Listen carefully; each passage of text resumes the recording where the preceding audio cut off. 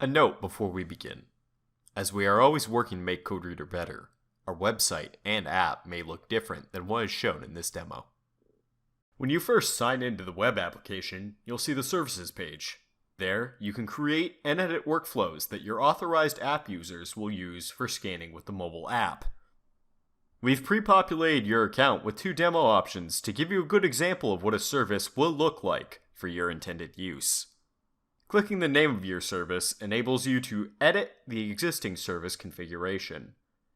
In this service, we've designated its type as Record Only. This means that there's no database being compared against. This service just makes a log of collected data. You can also see on this page that the service is on device. This means your users will be able to scan even if there's no internet connection. On the Users section of all services, you'll see a list of all app users that you've created credentials for. You can select an app user and add or remove them from access to this service, as well as create new app users from this page. Users can also be created from the Users section of the website.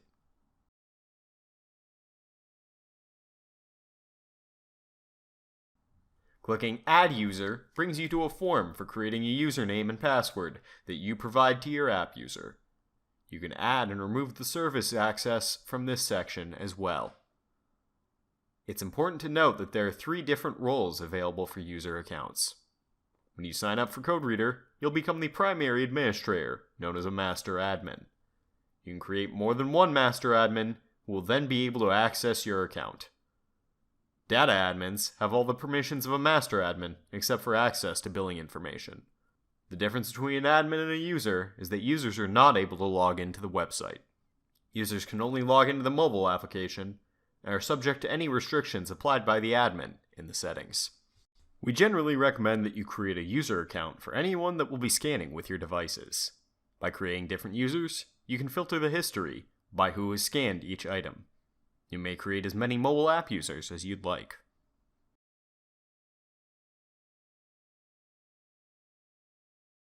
Our different billing plans can be accessed directly from the Change Plan link, as well as the account settings.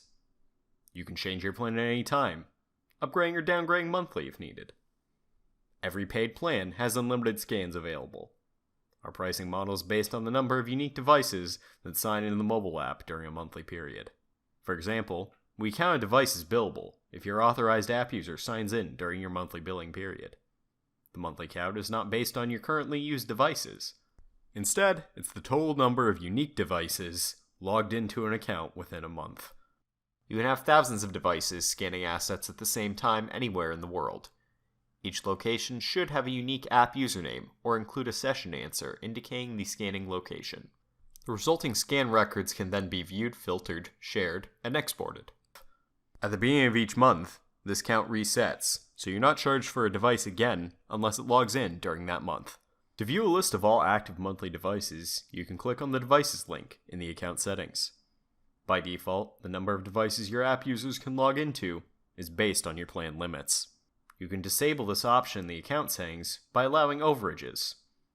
Overages are billed by device, with the price reflecting your current plan's cost per device. You do not need any special hardware to scan barcodes. CodeREADr is compatible with iOS and Android phones and tablets. The app will also work with dedicated scanning devices from companies like Zebra or Honeywell. However, we do not sell any of their hardware. It is up to you to decide which devices you will use CodeREADr with.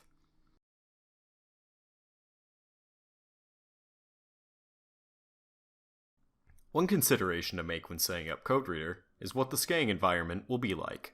If you're in a warehouse, often you'll need to scan product codes that are located at a distance, in low light, or near other barcodes. In situations like these, you may want to use our advanced scan engine, SD Pro. This add-on can be purchased from the plans page as well. It costs an additional $5 per device in low volumes, and is significantly discounted with higher volume plans.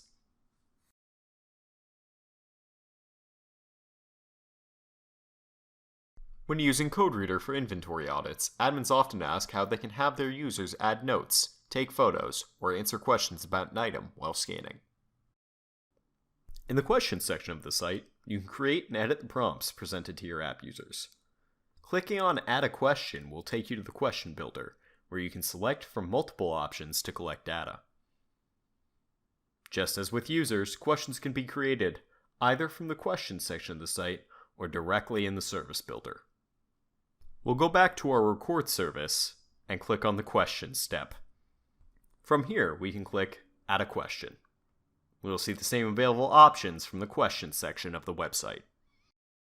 Once we create our question, it will appear on the Available Questions list. Dragging and dropping the desired question onto the question tree will add it to your service. You'll see we have a few different options as to when the prompt will be displayed to your app user. One option is to present the question once when the service is opened, with the user able to go back and update their answer as needed throughout their scanning process. These are referred to as session questions or batch questions. You can have a question asked after presenting the response from the scan. You can also have specific questions asked based on if a scan is valid or invalid.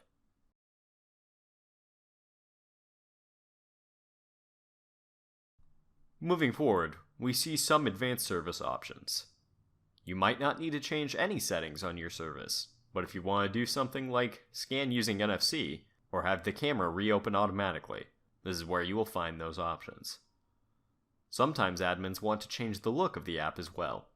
We enable customization of the scan response screen, including both the colors and the labels. Additionally, you can add your own logo to the mobile app scanning screen. You do this by selecting Branding in Account Settings. It's free to add your own logo. If you'd like to change more of the app's design, we offer a paid, full white label option.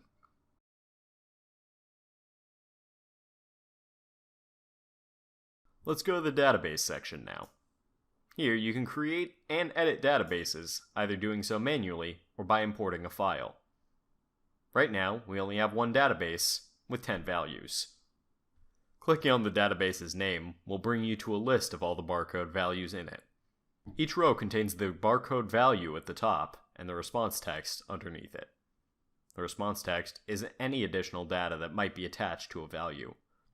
What that typically includes will depend on your individual needs, but most often with inventory audits, the response text is the name and description of the product scanned. Both the value and the response are displayed to the app user during the scan. It is important to note that the response field also supports HTML. This format is how you could optionally include images or web pages within the app's response. On screen, your users will be able to visit and interact with a linked website without leaving the app itself. To edit the response text, simply click Edit to the right of the value. You can also generate an individual QR code for that value by clicking Barcode. This can be useful for testing purposes.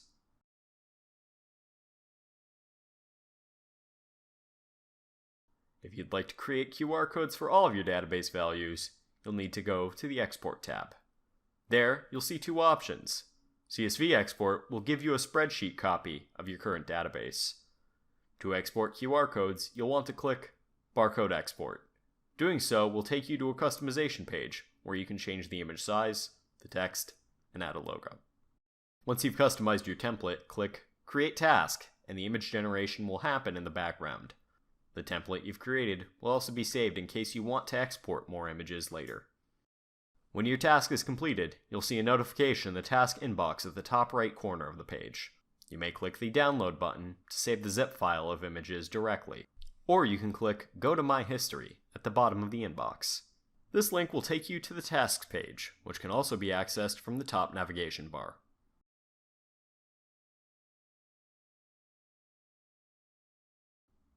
Here, you'll see a history of all tasks processed on the account. You can filter and search through these as well as select the Completed or Error tabs to view specific tasks. You'll also see a few more tabs related to scheduling. When a new task is created, either from elsewhere on the site or by clicking Add a Task, it will move to the queue until it is being processed, and then finally completed. My Schedule refers to periodic tasks that you have set up.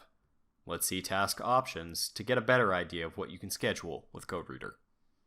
On the task creation page, you'll see a list of options indicating everything that can be done automatically. It's important to note that not all of these tasks can be scheduled to repeat periodically. Nearly all of these tasks can be accessed from another page on the site, but one that is exclusive to the tasks page is Export Scans. For a scheduled task, you'll first need to select a time interval for the repeated action to occur. This period of time can be anything from minutes to monthly. Under Medium Details, you'll see the options for where your scan exports can be sent. This can be a server, a Dropbox account, or an email address. After configuring what the email and attached file should look like, you will also may want to ensure that the scans sent only include what you specifically need. On the right-hand side are the filter options. Changing these settings from the defaults will allow you to include or exclude anything from invalid scans to scans made by certain users, or even, using the advanced search options, scans that contain a specific word in their response text. If you're using many filters frequently, it would be tedious to reselect each one every time you need to view filtered scans. This is why we've created Export Templates. In the drop-down, you can select Create New Template.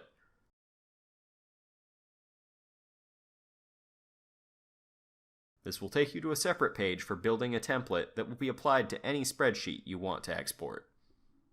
Like our filter section, our Export Template Builder has many different values you can choose to add to your template.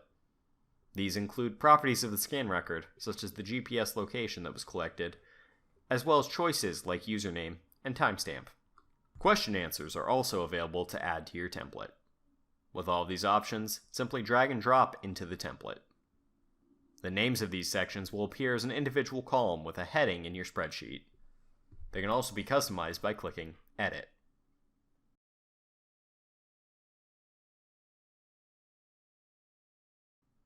To access the export template without needing to create a task, you can go to the Scans page.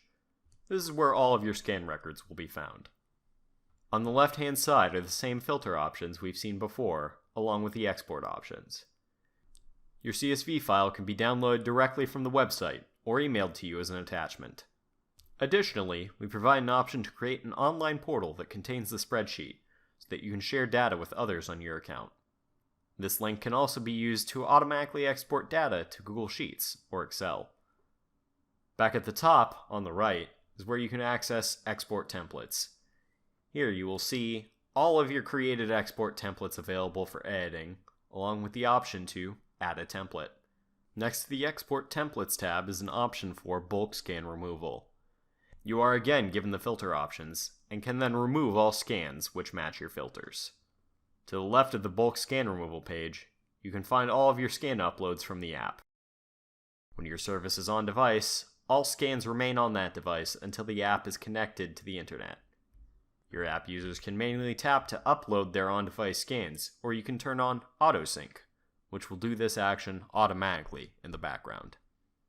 Regardless, all of these uploads are sent to the scans page as normal scan records, but a history of which scans, when, and from which user were uploaded is found here. Clicking on Search Scans takes us back to the main section of the scans page. Here, there are some other tabs to view specific data. Moving from the default list view to map view will display a map with pins placed at the GPS coordinates of each scan. GPS location is only recorded when the setting has been activated in the services settings. Next to map view, we have a photo grid which presents images taken as question answers. These images are not stored on CodeREADr.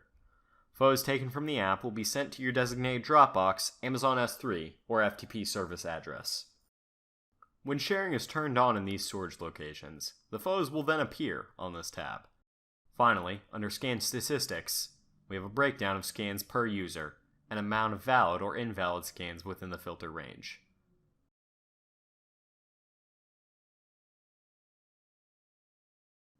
We'll wrap our tour up by heading back to the services page.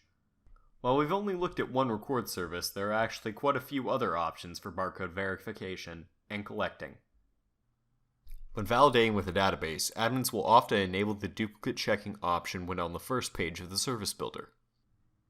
This is so your users won't accidentally scan a product more than once.